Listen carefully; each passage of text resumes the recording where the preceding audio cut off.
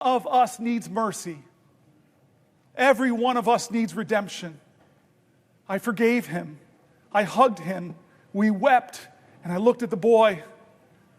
This nation needs you too.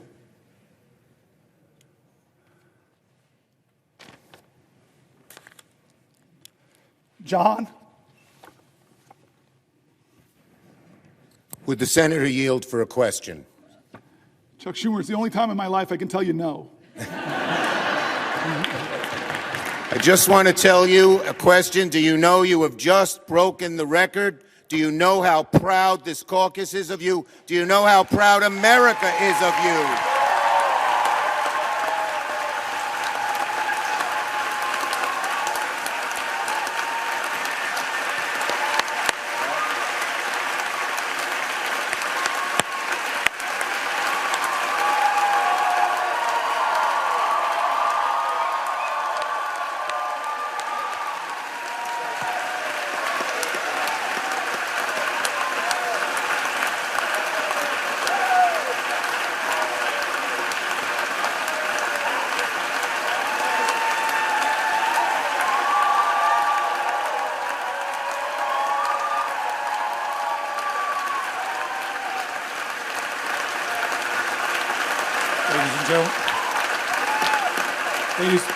Ladies and gentlemen, ladies and gentlemen, ladies and gentlemen,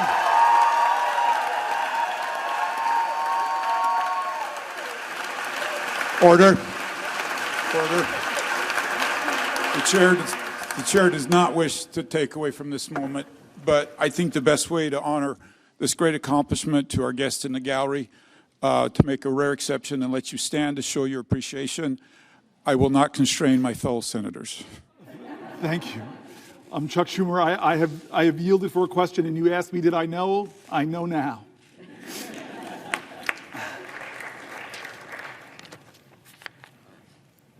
I want to not quite wrap this up yet. I don't want to wrap this up yet. My mom's senator, my mom's been watching. I know Catherine Cortez Masto has a podium in front of her. She can give me a rest. I'd like to go a little further if we can, just a little further. I love, and again, I know people are trying to train each other, and all of our media operations, they give the worst images of the people of the other party. But I want to tell you, one of the funny tweets my staff gave me is something Ted Cruz said. He's around 19-20 hours, he said, maybe I should pull a fire alarm. He's going to break my record. I'm going to pause in a moment if she has a question for me to Catherine Cortez Masto, because she's my mother. But I do want to just say again, 2 points to make if I can. One is how grateful I am to my staff. When we decided to do this many days ago,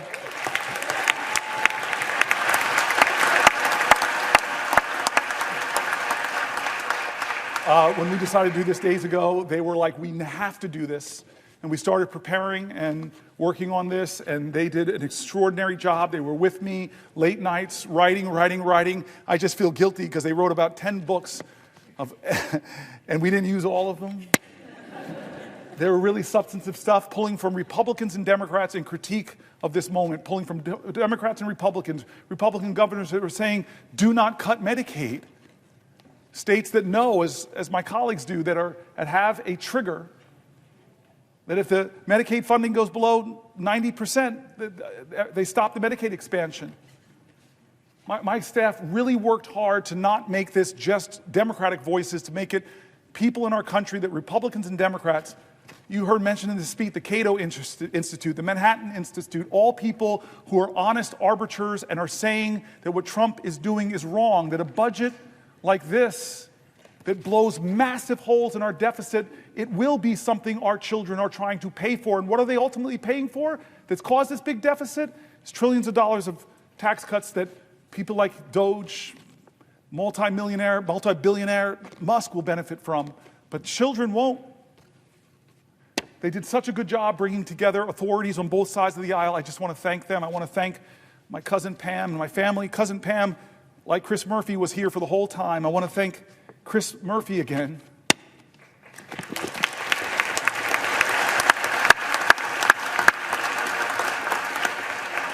who never stopped telling me we could do this, we can do this, we can do this, and said, I will stay with you.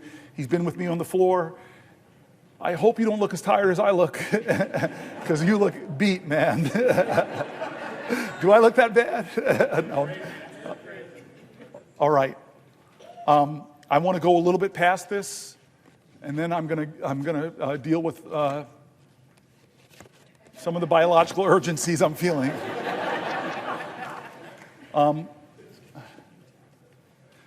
But I'm going to wait here because I have the power, I have the floor. Somebody has to ask me, perhaps from my mom's state, the way that's supposed to work. So will the good senator from New Jersey yield for a question? My mom would be so upset with me, my Aunt Marilyn, my Uncle Butch, my Aunt Shirley, all the people that are your constituents, not mine. They would be upset with me if I didn't yield to you for a question while retaining the floor.